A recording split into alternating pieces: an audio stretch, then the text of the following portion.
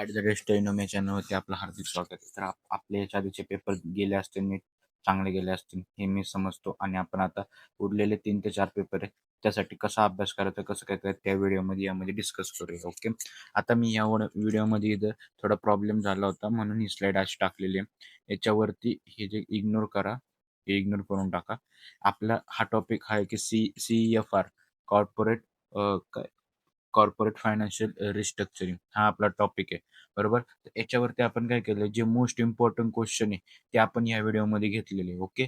तर तुमचं काय आहे काय नाही तुम्हाला मी सांगतो. याच्या पाठीमागच्या आधीच्या व्हिडिओचे आपण सगळे जे EPMचे जे क्वेश्चन दिले होते ते आहे तसे आले होते. नंतर ज्या थिअरी दिल्या होत्या ते सगळं. आता तुम्हाला काय करायचं माहिती आहे का, की या व्हिडिओच्या डिस्क्रिप्शनमध्ये लिंक असणार आहे.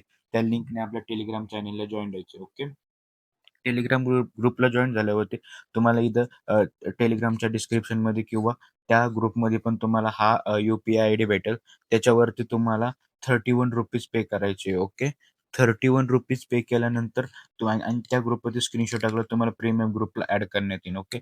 ॲड केल्यानंतर त्याच्यावर तुम्ही बघू शकता, की मी आधीच तुम्ही या व्हिडिओमध्येच मी ॲड केले. तुम्ही बघू शकता, की मी आधीच त्या ग्रुपवरती तुम्हाला आता हे थोडं हे दिसून बघा, MBA फायनान्सचा आपला ग्रुप आहे.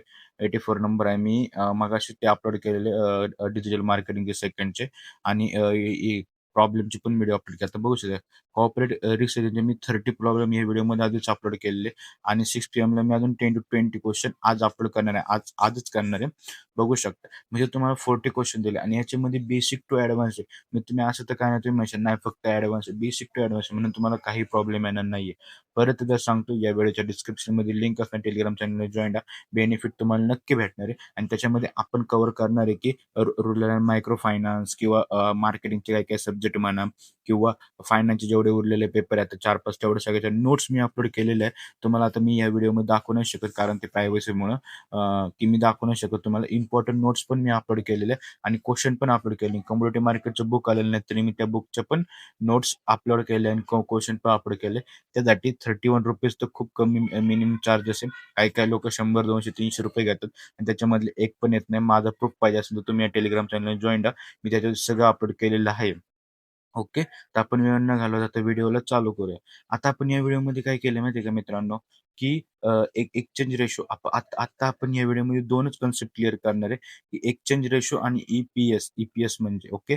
आता EPS तर लय पोरांना माहीत असणार आहे. पण कसं असतं, की त्या सब्जेक्टचे वेगवेगळे कन्सेप्ट असतात, वेगवेगळे रूल असतात. ओके.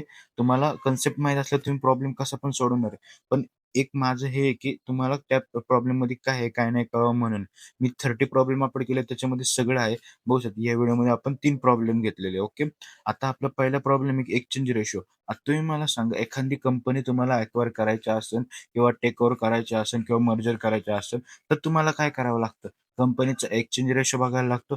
कंपनीची प्रॉफिटेबिलिटी बघायला लागते. एखादी कंपनी लॉस करत असेल तिला कितीमध्ये घ्यायचं हे तुम्हाला बघायला लागतं. बरोबर? नाही तुम्ही असं तर नाही करणार ना, "हां, चल आवडली घे म्हणून चल ही घेऊन टाकू." तसं तर नसतं. त्याचे काही रूल आणि रेग्युलेशन असतात. सेबीचे रूल लिस्टेड असेल तर सेबीचे काही रूल अँड रेग्युलेशन असतात. ओके. तर असं असतं. तर त्याच्यामुळे काय एक्सचेंजिंग रेशो हे इम्पॉर्टंट आहे. तुम्हाला 2 मार्क याच्यावरती काय म्हणतात की शॉर्ट नोट किंवा डेफिनेशन किंवा काही विचारू शकता मीनिंग काही. आता तुम्ही बघू शकता. मी तुम्हाला परत एकदा सांगतो. मी ह्या व्हिडिओमध्ये याच्या नाही याच्या पुढच्या प्रत्येक व्हिडिओमध्ये मी क्वेश्चन वाचत बसणार नाही. ओके. जे मला इम्पॉर्टंट माहिती आहे की मी तेवढंच तुम्हाला सांगणार आणि त्याने तुम्हाला नाही कळलं तर आपला टेलिग्राम चॅनलवरती मी डायरेक्ट आत्तापर्यंत असं कोणच नाही की डायरेक्ट पर्सनल मोबाईल नंबर देतं. मी डायरेक्ट टेलिग्रामला आपला पर्सनल मोबाईल नंबर दिला. आपल्या स्टुडंटला काही टेन्शन नको व्हायला म्हणून. तर टेलिग्राम चॅनल आपलं जॉइन करा आणि त्याच्यावरती मला टेलिग्रामला पण तुम्ही मेसेज करू शकता, कॉल पण करू शकता. काल पण मला बऱ्याच जणांचे फोन आले होते. मी सगळ्यांना रिप्लाय दिलेले आहेत. ओके. हे बघू शकता. आता हा टॉपिक काय एक्सचेंज रेशो. एक्सचेंज रेशो करायचा आहे. कशा-कशाचं करायचं आहे? त्यांनी हे सगळं दिलेलं आहे. फापट पसारा आहे. तुम्ही वाचत बसा. मी डायरेक्ट सांगतो काय exchange ratio has the net base value. याच्यावर तुम्हाला एक्सचेंज रेशो काढायचा आहे. ओके.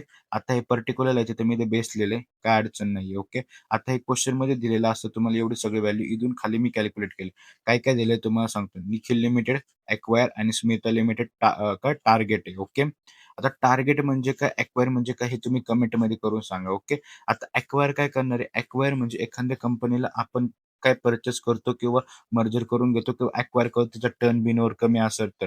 आणि टार्गेट म्हणजे काय? आपण त्या त्या कंपनीचं टार्गेट करतोय, की आपल्याला ही कंपनी ॲक्वायर करायची, ही कंपनी मर्जर करायची, त्याचं पुढचं बेनिफिट काय असेल काय नाही. हे असे याचे बेनिफिट आहे. ओके. आता एक क्वेश्चनमध्ये काय दिलं टोटल असेट दिलेलं आहे आणि एक्सटर्नल लायबिलिटी दिलेली आहे. ओके. ते सॉरी 1000 आणि 500 आणि 400 आणि 200. आता तुम्ही म्हणशाल की इंग्लिशमध्ये का नाही? मी मी कसं आहे, आपले जे ऑडियन्स आहे किंवा आपले जे स्टुडंट त्यांना काही काहींना इंग्लिशमध्ये कळत नाही, काही काहींना मराठीमध्ये सॉरी इंग्लिशमध्ये कळतं, मराठीमध्ये कळत नाही, काही काही हिंदीमध्ये कळतं. म्हणून मी इंग्लिश आणि मराठी दोन याच्यात आहे. 1500 400 आणि 200 ओके. तर बघू शकता मी असे इंग्लिशमध्ये आणि मराठीमध्ये दोन याच्यात सांगणार आहे. कारण काही स्टुडंट हे मराठीचे असतात त्यांना जास्त इंग्लिश लवकर कळत नाही. ओके. आता त्यांनी काय आपल्याला कॅल्क्युलेट करायला लावलं, एक्सचेंज रेशो करायला लावला. नेट असेट दिलेलं आहे त्यांनी, नेट असेट व्हॅल्यू त्यांनी दिलेलं आहे. ओके. आता कॅल्क्युलेट काय करायचं? कॅल्क्युलेट आपल्याला नेट नेट असेट कॅल्क्युलेट करायचं. कारण तुम्ही मला सांगा, करंट लायबिलिटीमधून current asset minus sorry current असेटमधून करंट लायबिलिटी मायनस केलं तरच तुम्हाला काय तर तरच तुम्हाला कळणार आहे ना, की काय क्वेश्चन आहे, काय क्वेश्चन म्हणजे किती प्रॉफिट झालं, किती काय नाही. त्यासाठी आपण बघू शकतो. मी आता हा चार्ट केला. तुम्ही चार्ट बघू शकता. जो हा गिव्हनचा चार्ट आहे, तोच मी फक्त खाली घेतलेला आहे. Okay. Nikhil acquire sorry Nikhil limited acquire आणि स्मिता लिमिटेड टार्गेट. ओके. आता त्यांनी टोटल टोटल असेट दिलंय आणि एक्सटर्नल लायबिलिटी दिली. आता कधी कसं असतं माहिती आहे का? आपण काय करतो, करंट असेटमधनं करंट लायबिलिटी मायनस करतो, बरोबर? मग तुमच्याकडे करंट असेट नाही. आता करंट असेट आहे का टोटल असेट येईल. त्याच्यामध्ये तुमची जी लायबिलिटी ती मायनस केली तर तुम्हाला ओव्हरऑल असेट भेटणार आहे. किती उरल्या त्या? मग 100 मायनस 400 सॉरी 1000 मायनस 400 केलं तर 600 येतं. नंतर 500 मायनस 200 केलं तर 300 येतं. ओके. आता हे इथपर्यंत कॉमन आहे. तुम्ही हे एम-बी-एला पण शिकले, बी-कॉम केलं असेल, एम-कॉम केलं असेल, सगळे शिकलेले. ओके. आता एक्सचेंज रेशो आहे, बरोबर? एक्सचेंज रेशो काय आहे, की total asset of target company upon total asset of acquire company. म्हणजे काय की आपण अॅक्वायर कोणाला करतो? टार्गेट कंपनी तिला करते.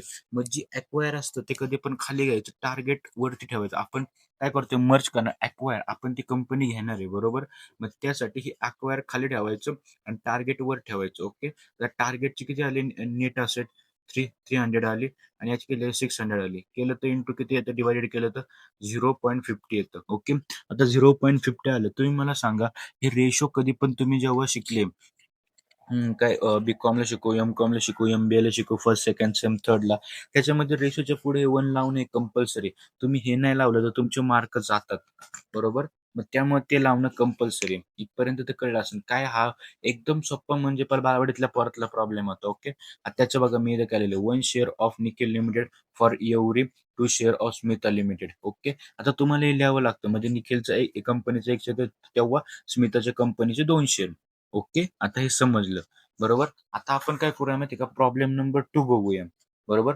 आता प्रॉब्लेम नंबर 2 मध्ये काय केलेलं आहे, मी थोडं डिफिकल्टी म्हणजे काय आपल्याला यात पण आपल्याला एक्सचेंज रेशो फाइंड आउट करायचा आहे. बरोबर. पण याच्यामध्ये काय दिलेलं आहे माहिती आहे का? की determining exchange ratio on case of below take over based on market price. म्हणजे काय करायचं? टेक ओव्हर करायची. कशाने टेक ओव्हर करायची? जी मार्केट प्राइस आहे त्याने आपल्याला एखादी कंपनी टेक ओव्हर करायची. बरोबर. आता मी इथं काय घेतलेले की नाव घेतले रोहित लिमिटेड अॅक्वायर आणि Omkar limited Omkar limited acquire. बरोबर. आता त्यांनी आपल्याला गिव्हन काय काय दिलेले? पी रेशो दिले 5 टाइम 10 टाइम दिले. नेट प्रॉफिट टॅक्स म्हणजे पी-ए-टी दिलेला आहे त्यांनी. प्रॉफिट आफ्टर टॅक्स त्यांनी दिलेलं आहे 20 लाख आणि 12,50,000. ओके. नंबर ऑफ शेअर त्यांनी दिलेले 1 लाख आणि 50,000. इथपर्यंत तुम्हाला समजलं असणार आहे, बरोबर. आता आपण इथपर्यंतच तुम्हाला समजलं, बरोबर. त्याच्यानंतर काय आहे की स्टेप वन तुम्हाला काय काढायचं? ईपीएस काढायचं असतं. आता ईपीएस काय आहे, की अर्निंग पर शेअर याचा फुल फॉर्म आहे. तुम्हाला माझं चुकलंय मला असं वाटतंय, पण तुम्ही कमेंटमध्ये नक्की सांगा काय येतो, बरोबर.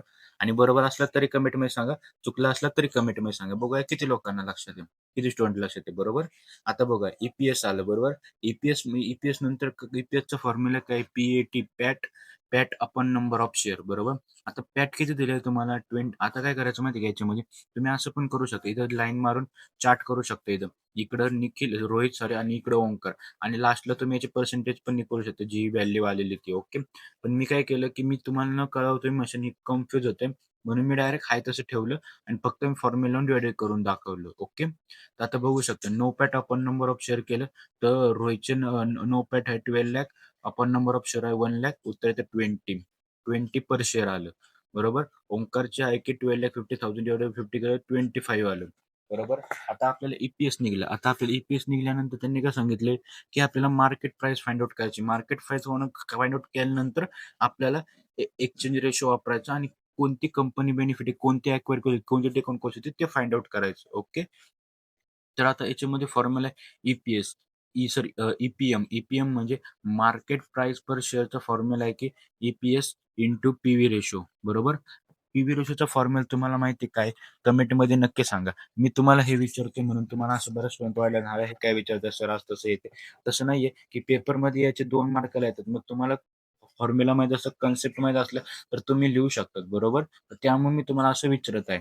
आता रोहितचं किती आलं होतं उत्तर आपल्याला EPS20 इंटू पीव्ही रेशो किती दिले आपल्याला 5 टाइम दिलेलं आहे. सॉरी कुठे गेले? 5 टाइम इथे दिलेलं आहे. बरोबर. 5 टाइम दिलाय. बरोबर. मग आता 5 केलं तर इंटू किती आलं? 100 आलं. बरोबर. ओंकारचं किती आहे? 25 इथं आलेलं आहे. बरोबर. इंटू 10 आहे. बरोबर. 10 कुठनं आलं? 10 टाइम दिलेलं आहे. बरोबर. इथं किती आलं उत्तर? 250 आलं. इथपर्यंत समजलं. आता आपल्याला काय करायचं? एक्सचेंज रेशो काढायचा आहे. बरोबर. एक्सचेंज रेशोचा फॉर्म्युला तुम्हाला माहिती आहे. जे वरती होतं तोच खाली असणार आहे. ईपीएस आपण टार्गेट प्राइस आपण ईपीएस आपण अॅक्वायर. आता कसं असतं माहिती आहे का? हे बघ इथं ईपीएस आलं म्हणजे प्रत्येक वर म्हणजे हा फॉर्म्युला वेगळा आहे. फॉर्म्युला तोच आहे. इथं बघू शकता फॉर्म्युला तोच आहे. काय टार्गेट कंपनीवर आणि अॅक्वायर कंपनी खाली. बरोबर. इथं काय टार्गेट कंपनीवर अॅक्वायर कंपनी खाली. म्हणून जम्बलिंग करू नका किंवा कन्फ्युज करू नका. प्रॉब्लेम आहे तसे येणार आहे. खूप सोपा पेपर येणार आहे. खूप सोपे प्रॉब्लेम असणार आहे. ओके. 250 डिवाइडेड बाय 100 केलं तर 2.5 रेस टू 1. बरोबर. आता हे त्याचं उत्तर आलं. आता तुम्ही हे काय लिहिलंय हे खालचं वाचा. बरोबर. काय लिहिलंय? Share holder of Omkar limited target will be receiving 2.5 share of Rohit limited acquire from company 1 share help in Omkar limited. बरोबर. आता हे लिहिलेलं आहे. बरोबर. आता याचं मिनिंग काय तुम्ही कमेंटमध्ये सांगा. मी हे लिहिलंय. माझं कसं आहे मस्त माहिती आहे का, की मी मी तुम्हाला वरच्या व्हिडिओमध्ये सांगितलं का सर्व प्रॉब्लेम सांगितलं काय आहे काय नाही ते. बरोबर. तुम्हाला कळलं ना ते काय कन्सेप्ट आहे तुम्ही पेपरमध्ये लिहू शकता. म्हणून मी तुम्हाला प्रत्येक वेळेस म्हणतो की कमेंट करून सांगा. थोडक्यात काय की ओंकारचा एक शेअर म्हणजे रोहितचे 2.5 शेअर. आता ओंकारचे बघू शकता एवढे आणि 2.5 शेअर याचे म्हणजे ते त्यामुळे असं दिलेलं आहे त्यांनी. ओके. 2.5 रेस टू 1. बरोबर. आता तुम्ही बघू शकता. मी परत एकदा सगळ्यांना विनंती आहे हा आपला टेलिग्राम चॅनल आहे. याच्यावरती नक्की जॉईन व्हा. मी बघू शकता corporate financial restructuring solution PDF upload केलेली आहे. 12 वाजून 12:08लाच अपलोड केलेली आहे आणि त्याच्यामध्ये 30 प्रॉब्लेम सीएफआरचे प्रॉब्लेम आहे आणि 6 पीएमला मी 10 किंवा 20 प्रॉब्लेम अपलोड करणार आहे विथ सोल्युशन. ओके. बघू शकता. त्यासाठी आपल्या बघा प्रीमियम ग्रुपला ऍड करा. मी काल रात्री मगाशीच आहे मी मार्केटिंग सेकंडचे पण इम्पॉर्टंट क्वेश्चन याच्यावरती अपलोड केलेले आहेत. मी आता तुम्हाला खूप खूप प्रूफ दाखवले असते पण व्हिडिओ खूप लांब जाईल. पेपर पण आले स्टुडंटचे. म्हणून हा आपला युपीआय आयडी आहे. स्क्रीनशॉट पाठवा 31 रुपीज पे करून. तर आपण आपल्या नेक्स्ट प्रॉब्लेमला चालू करूया. ओके. तर आता बघू शकता तुम्ही की आहे ना आता थर्ड नंबरचा प्रॉब्लेम हा यात फाइंड आउट काय काय काय करायचं ईपीएस फाइंड आउट करायचे. बरोबर. याच्यात ईपीएस फाइंड आउट करायचे. आता आपण आता फॉर प्रॉब्लेम दिलेला आहे. बरोबर. आता प्रॉब्लेम काय की याच्यामध्ये जी नाव आहे तर काय दिलंय base on the below calculate in pre-merger EPS for the both company and the post EPS acquire company. मी त्यांनी काय सांगितलंय की तुम्ही प्री पण करा. प्री मर्जरचं पण काढून दाखवा आणि पोस्ट मर्जर तुम्ही मर्जर केल्यानंतर पण काय बेनिफिट होणार ते काढून दाखवा. बरोबर. यांनी एक्सचेंज रेशो दिलेला आहे कंपनीचा. याच्यानंतर टार्गेट कंपनी कोणकोणते दिलेलं आहे की काय ELV limited in every share of LLV SLV limited help by them. बरोबर. आता काय PAT दिलेलं आहे त्यांनी. फर्स्ट कंपनीचं दिलेलं आहे 25 लाख आहे आणि 45 लाख आहे आणि सेकंड कंपनीचं पण त्यांनी दिलेलं आहे.